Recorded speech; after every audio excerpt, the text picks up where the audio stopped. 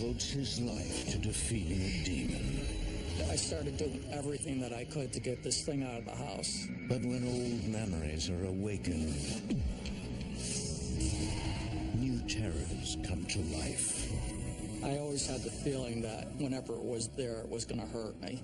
What happens when childhood scars turn into living nightmares?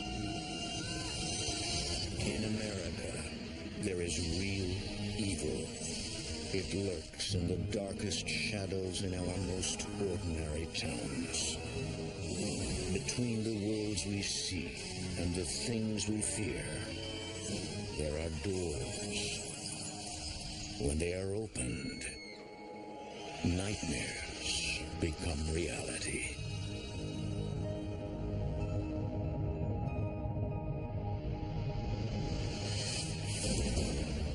What's behind this door? The cellar. You need to go down there.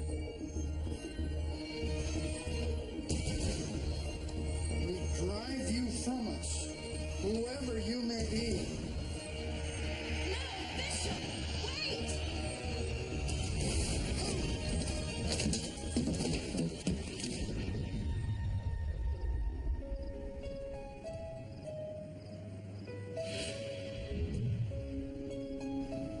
Bridgeport, Connecticut, 1962. Ring around the rosy, pocket full of posies. Ashes, ashes, we all fall down. Dorothy Baker and her family are living in a house built for them by her uncle and father. You guys are my babies, you know that? I love you so much. Oh, come on. Come on. I'm not a baby anymore. Oh, I know you're not. I just love you so much, Bobby.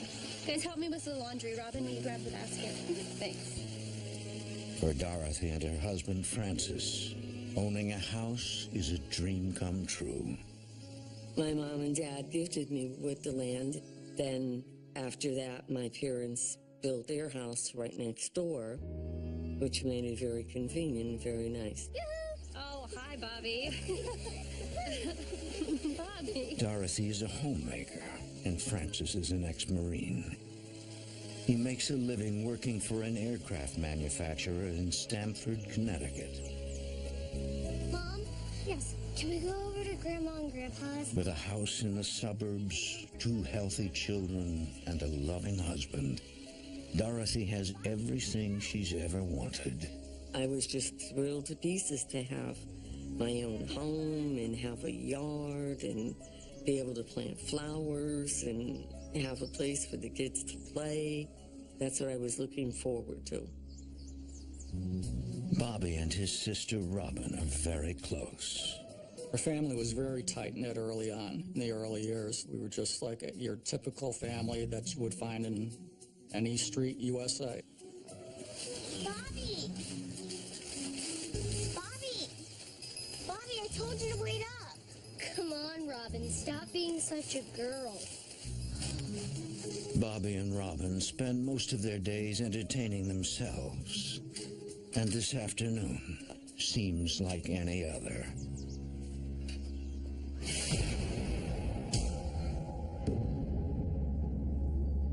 Hey, Robin. Who's that man over there? What are you talking about? Man next to the tree? I thought it was a real man at first. There's nobody there. But then I realized that I was the only one who saw him. Bobby can't explain it, but the image of the man terrifies him. He didn't threaten us or say anything to us, but I just knew that there was something bad about him. Run! Bobby! Faster! Run! Mom! Wait, I thought you guys were headed to Grandma and Grandpa's house. What happened? Bobby chickened out. Did not. Did too. You were afraid of some invisible man. That was very frustrating because I was thinking that they should be able to see him, and I didn't understand why they couldn't. Okay, enough with the invisible man, you two. Let's go wash up and get ready for supper. My thoughts were at first, he's just little. He's playing and just making believe. It was just a strange thing to me because it was out of character for him. Later, that same afternoon. Surrender! I surrender!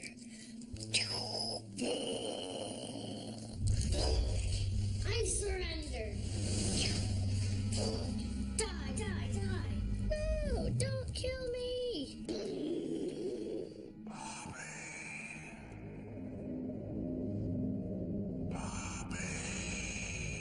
When I heard the voice coming from the vent, I was curious, but I was also afraid at the same time. Where are you? And I started talking back to it, because at that age, you don't realize you shouldn't be talking to something, talking to you from a heater vent. Where are you? I automatically assumed that that was coming from the basement. How did you get down there? You do? Wanna be my friend? Sure.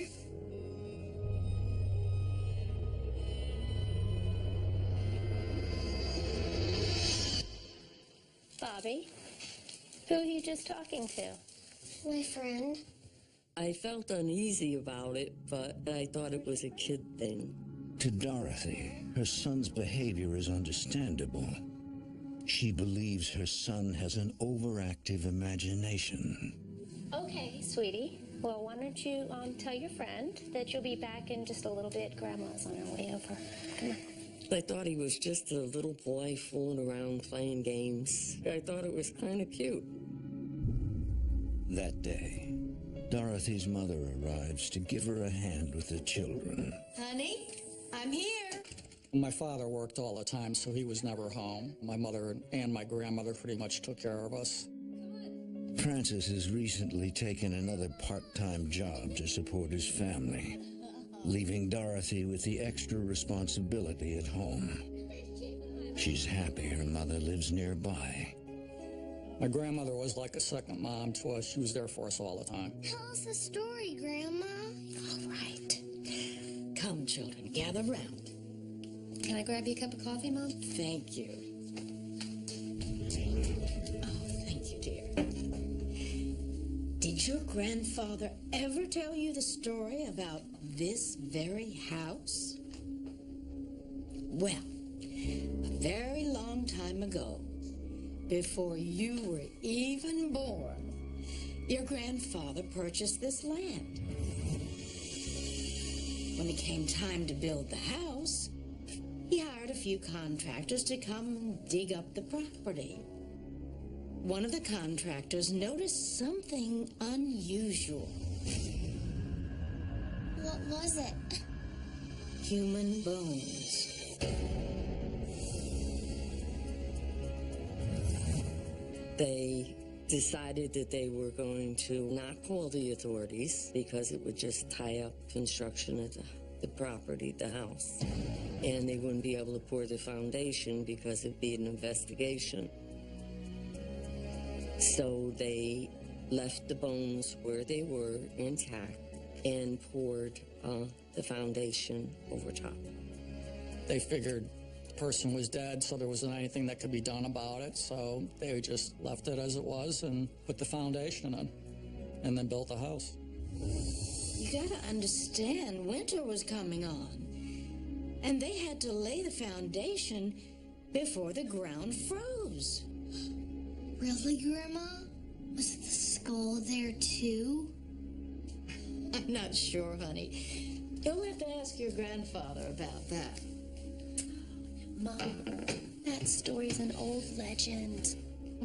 You're gonna give him nightmares. It's okay, Robin. Okay, no more scary stories from Grandma.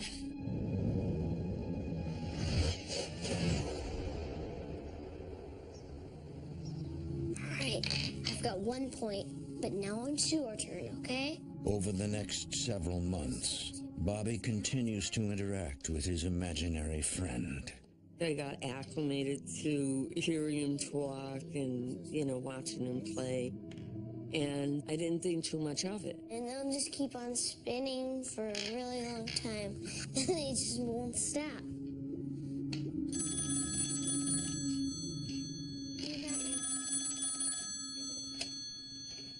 Hello, Baker residence. Hello? Hello?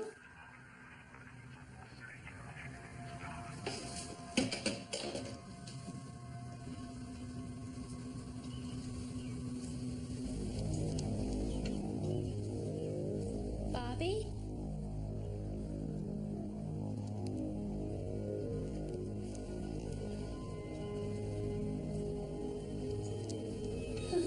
Are you playing hide and seek? Bobby? Bobby? Honey, what on earth are you doing down here? Hiding. What are you hiding from? My friend. Bobby no longer enjoys his friend's company. But why? You know what? Could there be a link between this friend and the man in the yard? He was afraid of his friend. His friend had suddenly turned from someone that was playful, and now it seemed like he was being scared by this, and it frightened me. I always had the feeling that whenever it was there, it was going to hurt me. I just always felt that it was trying to push me towards doing bad things. But Bobby cannot hide from the horrific things that are about to happen.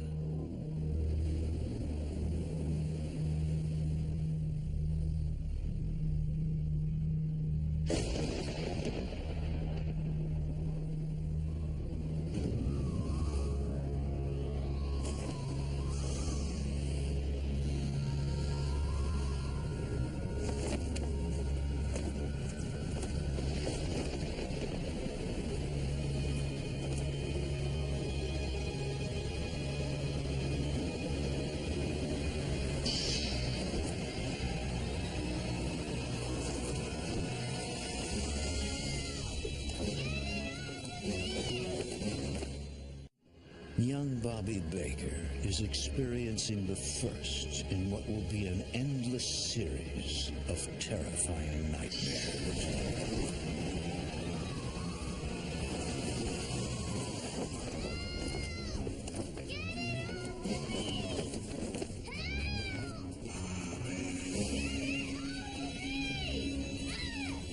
When the sheet came down on top of me, it was so tight that it would cut off my breath, and I couldn't move at all.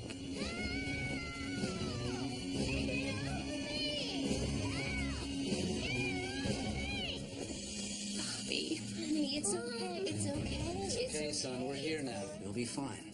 Honey, this is okay. It's okay, son. We're here now. We tried to reassure him that it was only a bad dream, and all people have bad dreams now and then. But was this really just a dream? I couldn't really figure out what was going on with him. It bothered me because he was changing.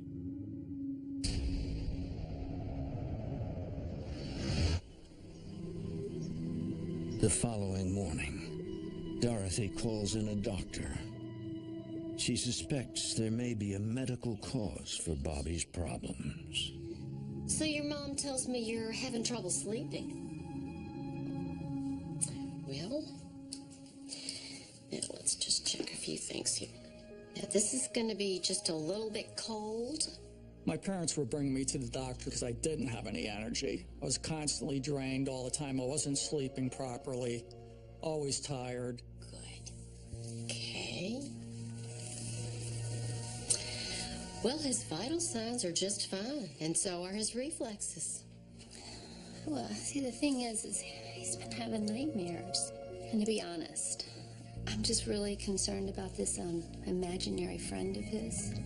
He's not my friend. Now, Mrs. Baker, there's no need to worry.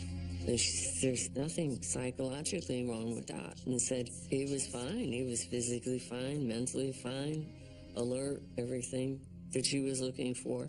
He simply has an overactive imagination, that's all.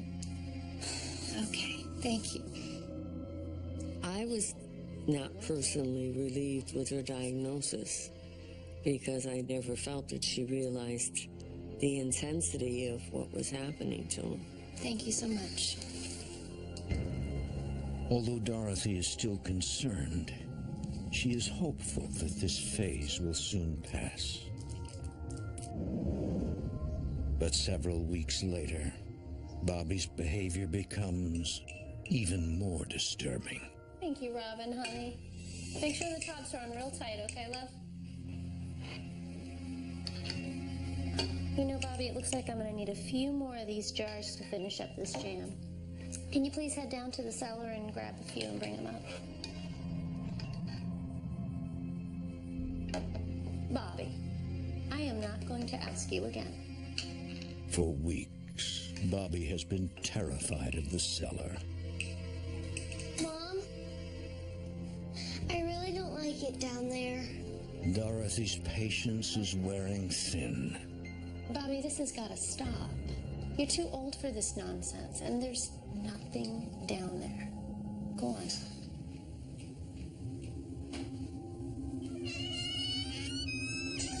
I opened up the door to the basement and looked down the stairs. I could sense this being near me, even when I couldn't see it.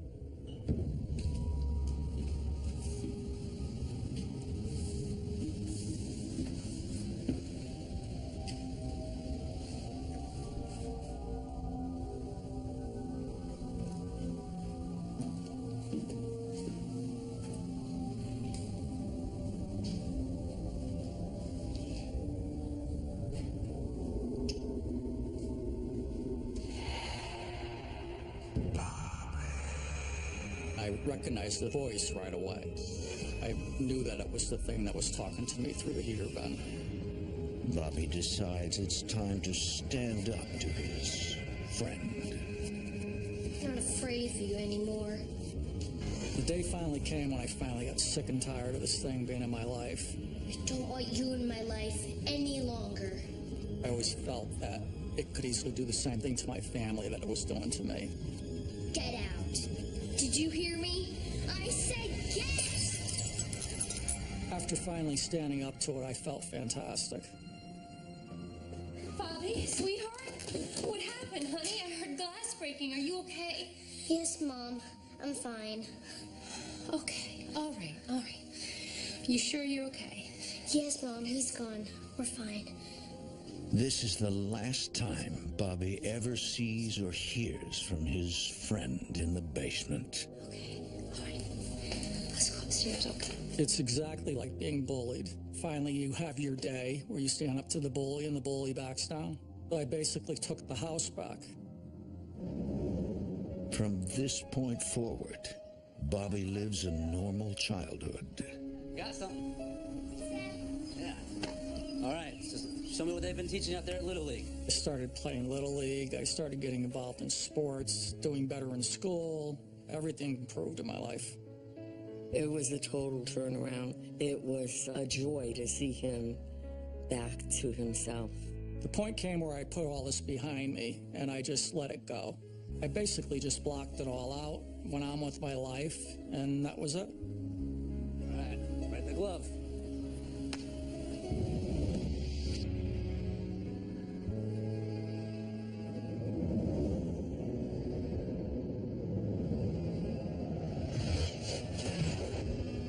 For the next 40 years, Bob never fully understands what happened to him all those years ago.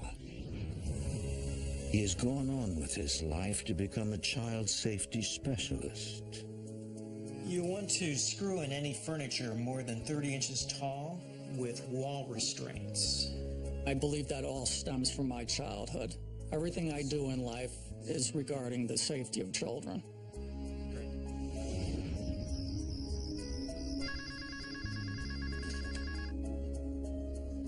Connecticut Paranormal Investigators. This is Bob. How can I help you?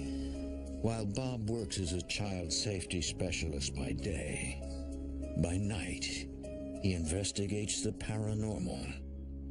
As I became older, I got involved more in the paranormal and started to realize that maybe what I experienced as a child really was true. And when did this start?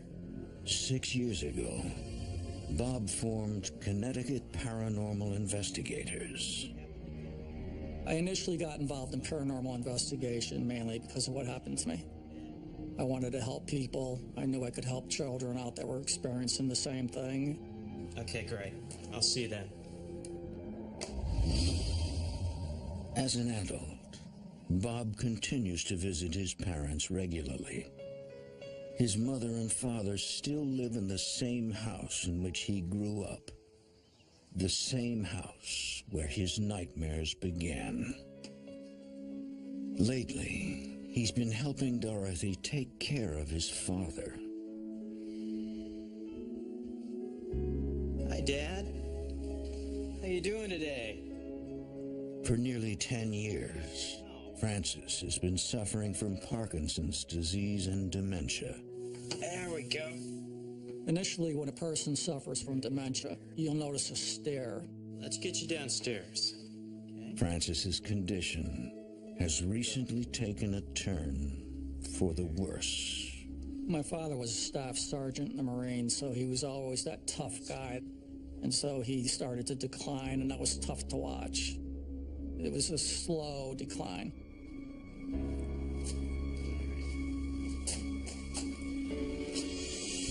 Dad? What's wrong? What is it?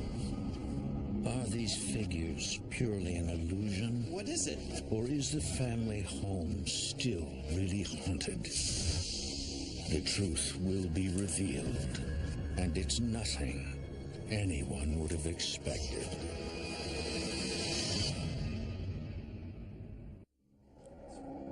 Bob's ailing father complains about figures no one else can see.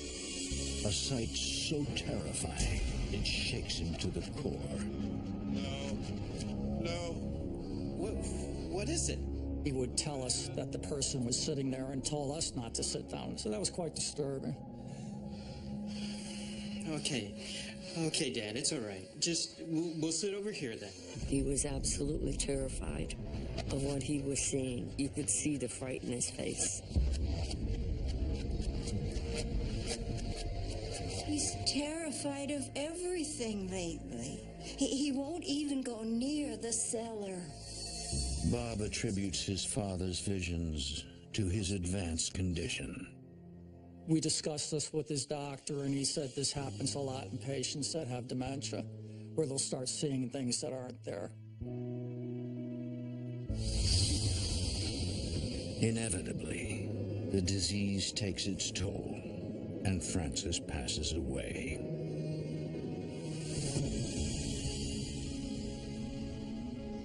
After nearly a half a century of marriage, Dorothy lives alone for the first time.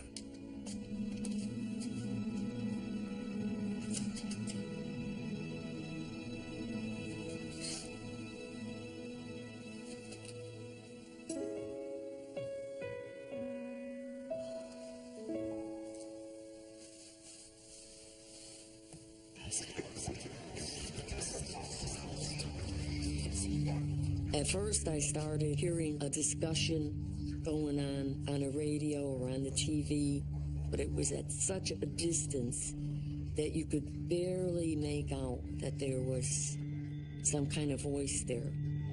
Dorothy wonders if her husband is trying to contact her from the afterlife. I miss you, Francis. My husband told me when he was sick that he would never leave. I always felt like the stuff I was experiencing in the house was attributable to my husband's spirit.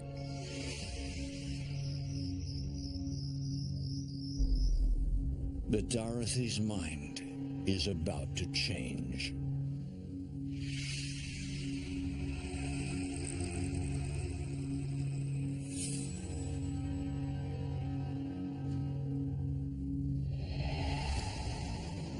I felt the strength from it, and the strength was very frightening.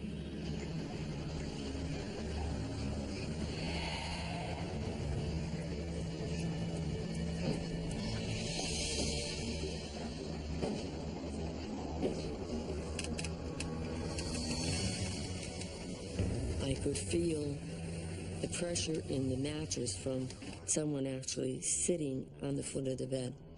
And every time I looked, there was no one there. Dorothy soon realizes that the spiritual presence in her house is not her husband. It's something else, and it feels evil. The next morning, Dorothy calls her son Bob in tears. She is terrified of something in the house and asks him to come over and investigate. Oh, Bobby, it's been hell around here. Something's happening. Bob had the ability to walk into a house and be able to tell whether there was a presence there. To put his mother's fears at ease, Bob agrees to investigate. I'll come visit more, and Robin will too. I basically did it to appease her. I was hoping that it would calm her down. She was probably a little bit scared to be living alone. Bobby, you don't understand. Something was here last night. I felt it. It pushed me. Okay, Mom. Just calm down. I'm here to help. Bob attempts to collect evidence of the paranormal using a digital audio recorder. Is there anything here? Is there anything in this room with me? Can you make your presence known? Initially, when I was in the house, I didn't feel anything going on. It just felt benign. Tell me something. Is there anyone here? Can you make your presence known to me? I actually heard footsteps come across the floor towards me. I could feel it in my chest. I could feel it in my face. I felt weak in the legs. I actually felt nauseous. And I felt something, a presence in front of me. And at that very moment, I reverted back to my childhood.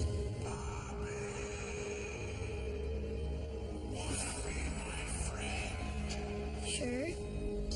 I felt all the terror that I felt when I was a child. Everything came right back to me.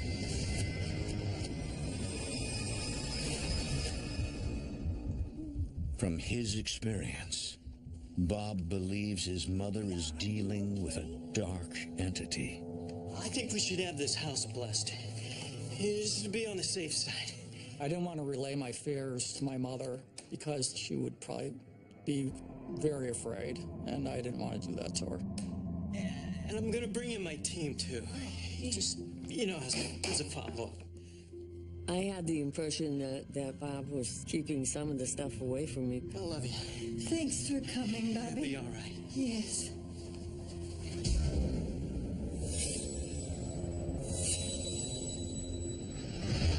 Shortly after, Bob arrives with a team of investigators. Here I am after, all these years back in the same place where I had problems and setting up for an investigation. It was just strange to me. Bob has worked with his colleague Joe Myers for many years. He's also asked Mary Curian to assist in the investigation. Like Bob, her childhood was plagued by the paranormal. I grew up in a haunted house myself. I was just terrified as a child. I didn't understand it. Nobody would really believe me.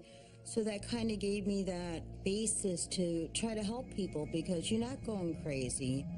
Mary is a sensitive who possesses the ability to communicate with spirits. I'll go in and feel, and I can most likely tell you it's negative, it's not negative, there's nothing there, there's something there, run, whatever it may be. I'm kind of like the radar. And they send me in first. I don't want to know anything about the case. I just don't want to be influenced by anyone's statements or anything, so I go in blind. We came out with everything that we had. We set up in the house trying to figure out where this thing was and what we needed to do to get rid of it.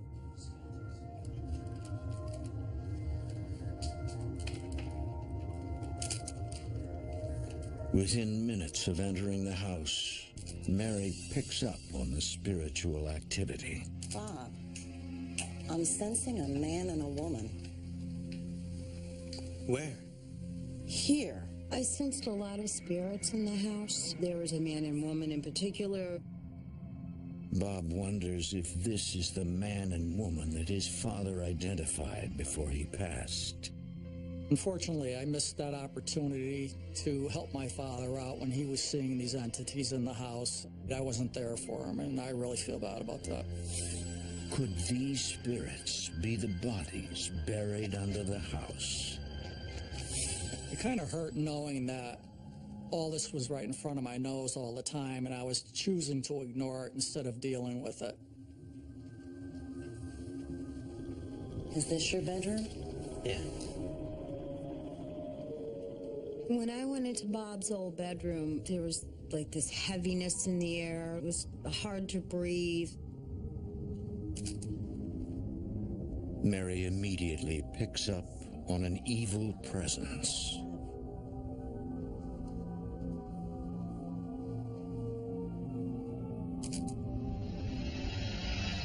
Oh. What's wrong?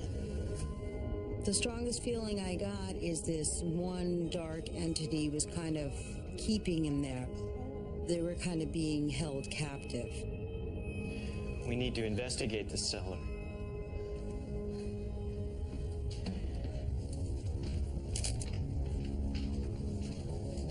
Bob leads Mary down into the cellar, hoping to battle the dark entity once more. The further I went down into it, you could feel the oppression. It was growing thicker and thicker. Feels really heavy down here. Feels as though something really bad happened. Without any prior knowledge of the house's history, Mary senses a tragedy that occurred on the property. I feel as though the spirits are not really attached to the house, but the land.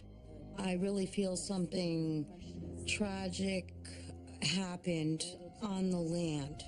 They kind of drew this negative energy kind of in.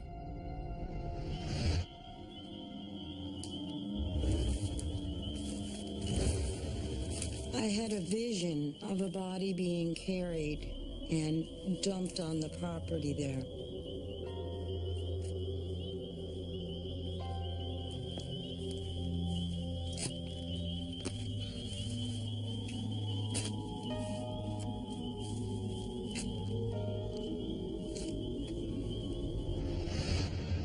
Why were these bodies buried under the house? They may never know the answer. But when the dark entity appears before her, Mary knows this is just the beginning. For more A Haunting, go to DestinationAmerica.com. After Mary receives a sign from the dark entity, she realizes that they're dealing with a force of pure evil. It absolutely wants to get your attention by the physical manifestations it's doing.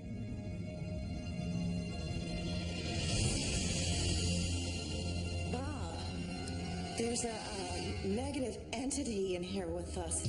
The thing that stood out the most was the blackness of it and the hood and the feelings associated with it. You saw it? Where? It was right over there. It was standing in the corner. Bob can finally confirm what he suspected as a child. That's what I used to see. This is the exact description of the entity he saw in the basement many years ago. I had never described to Mary before what this being looked like, so to have somebody finally, after all these years, see exactly what I saw as a child was such a relief to me. The team sticks it out through the night, hoping to capture video evidence of what is haunting Dorothy.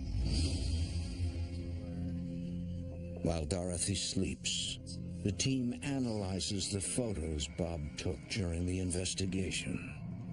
Dining room. Here's my room. Anything there? No. You sure?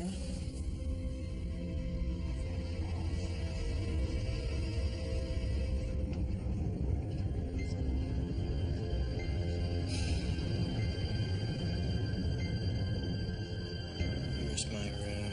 Anything there? No. You see Wait, go back. What? What's that? Joe identifies an orb, which is often considered evidence of spiritual manifestation. Most of the time, orbs are nothing more than water vapor or dust, so it's something you have to be very careful with. But when he looks closer, Bob makes a disturbing discovery. A face is revealed on one of the orbs captured in a photo. This face was the same demon that I saw in the house as a child. I didn't even know what to think at that point. Just knowing now that I have proof in a picture was such a relief to me. But certainly not a relief to his mother.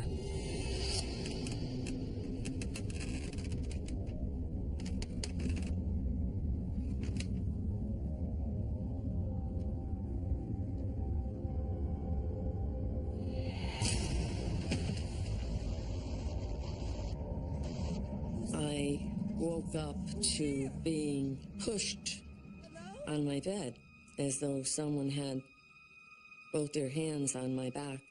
I was absolutely terrified.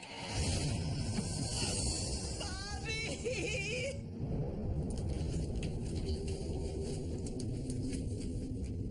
Bob is now certain that the demon haunting Dorothy is the same one that tormented him as a child. I realized I'm living in this house with something that could hurt me. I didn't want to be there anymore. I just wanted out. I was absolutely concerned for my mother's safety. I was at the point where I just felt something was going to happen at any second that was bad, so I decided to move her out of the house, and she moved in with me.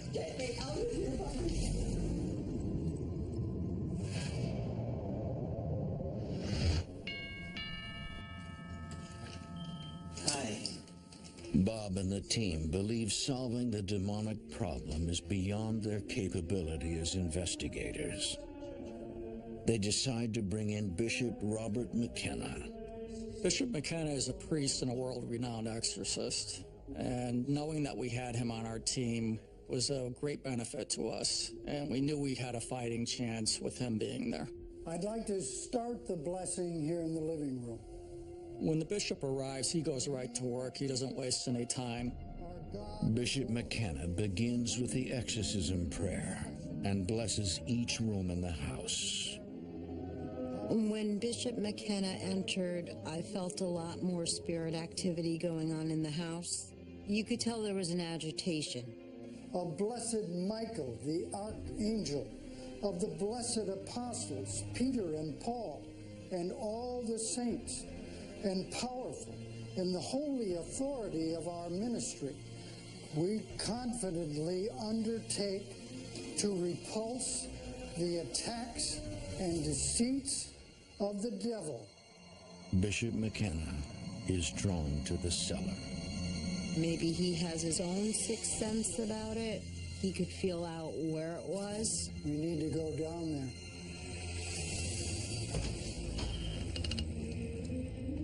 Suddenly, Mary receives a spiritual warning. No, Bishop, wait! The voice I heard was definitely a mocking warning, and I felt it was from that dark, tall figure.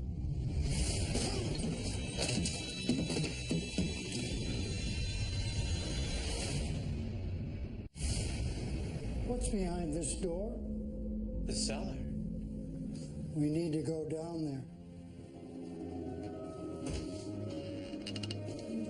We drive you from us, whoever you may be. No, Bishop! Wait!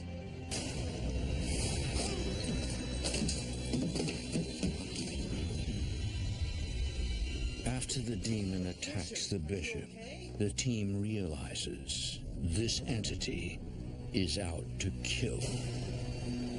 The demon's capable of pushing a bishop down the stairs. It's capable of doing anything.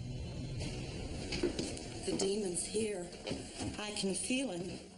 He was the big gun. He was our ace in the hole. And now he was just subdued. God the Father commands you. God the Son commands you. God the Holy Ghost commands you. Christ, God's Word made... The more noise that you hear, the more you know you're disturbing it. And that's exactly what you want to do. You're looking to get under its skin as much as possible because you're looking to rid it from the house.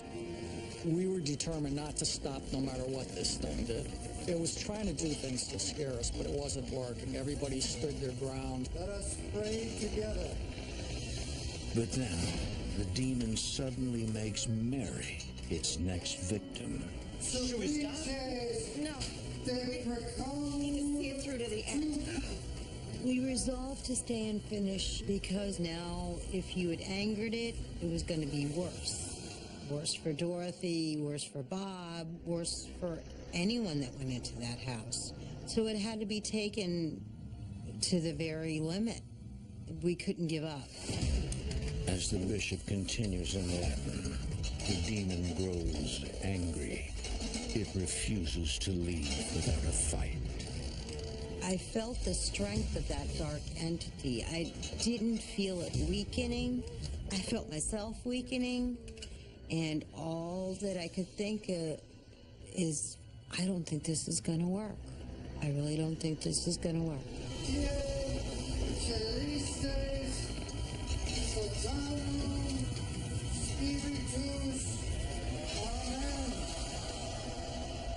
As far as I was concerned, at the end of the exorcism, we thought we had a success. We thought for sure we had gotten rid of it. That night, Bob thinks he can rest, knowing that the demon is gone. But is it?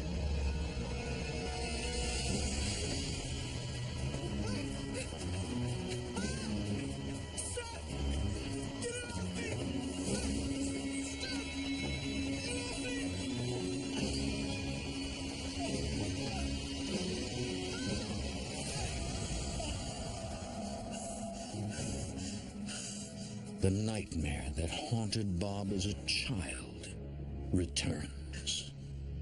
Once I started having the dreams again, I knew we probably weren't successful.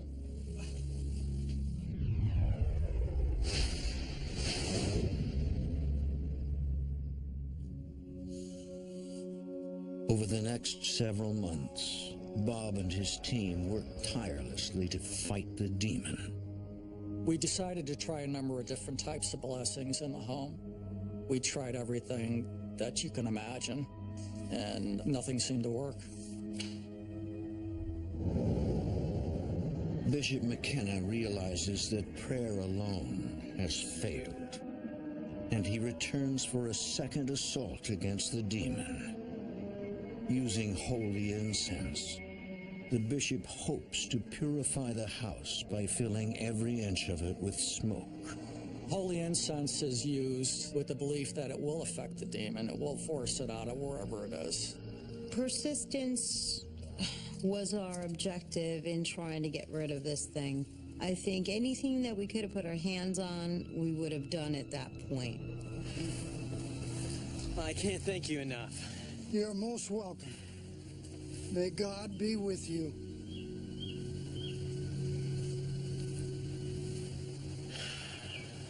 I hope it worked. No offense, Bob. Your mom's got a beautiful home, but I hope to never step foot in it again. This is one of the strongest forces that I've ever had to deal with in all my years of doing this. We left there feeling pretty positive. It was going to be a good thing, a good outcome.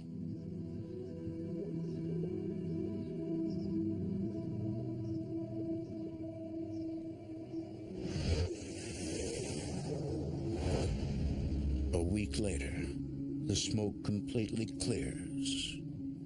Bob and Joe return to the house to hopefully close the case.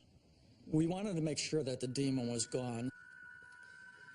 They compare notes before they investigate.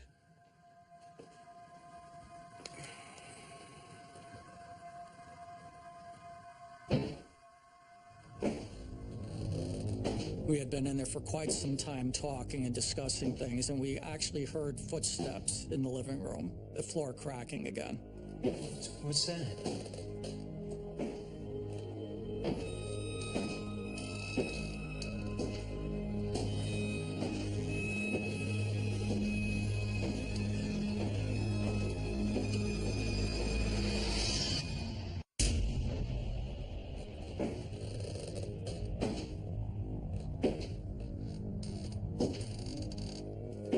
What's that? For Bob and Joe, it becomes quickly obvious that their investigation is not ready to be closed.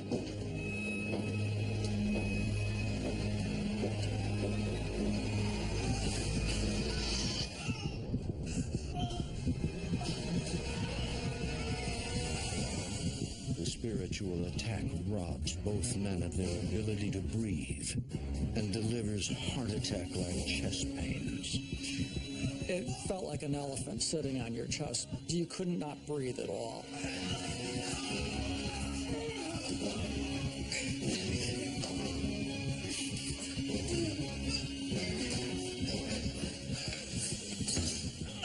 We ran for our lives. It was that bad.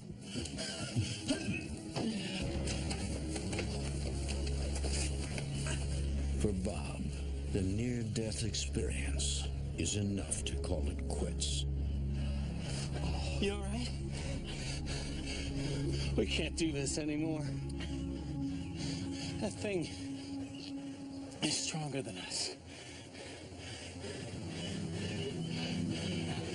I think you're right.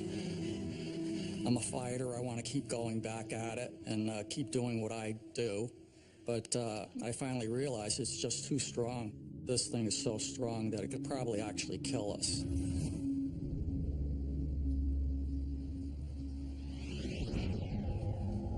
Bob knows that he can no longer fight this demon. He vows to never return to the house again. I'm very proud of him because he took on a big fight, a big battle. Here you go, sweetie. He kept fighting and fighting and fighting, and I think within himself, he continues to fight. I'm sorry I let you down, Mom. I know you did your best, Bob. And sometimes you just have to walk away. I know. The hardest part of this experience for me was having to walk away from my mother's house, knowing that I hadn't helped her, and knowing that I had to give in, and I feel defeated by that. Neither Bob nor Dorothy has ever set foot in the house again. No one has. When you investigate your own home, it's very difficult to remain objective. You can't have an open mind because you're so close to the action. You're actually being affected by what's going on, so you can't make proper determination as far as what should be done and what's the right thing to do. I should have stepped back, let somebody totally handle it, because you become emotionally attached to everything, and you know, it's hard to make the right decisions when you're doing that. You're going to make mistakes. Today, the house remains empty, still in the same condition as it was left. To me, it's heartbreaking because my grandfather owned this land. He allowed my parents to build a home on it. We grew up on this property. My mother still wants to live there somehow, but I know there's no going back. What I would say to a skeptic is go into that house. You never know what could present itself. But more so, I would say to the skeptic, look at this woman. She's leaving her whole life behind. All her memories, her marriage, her children, their childhood. This house was built for them. And leave its contents there. Something had to terrify her enough to get her to leave. Unfounded fear? I don't think so. Walk in her shoes.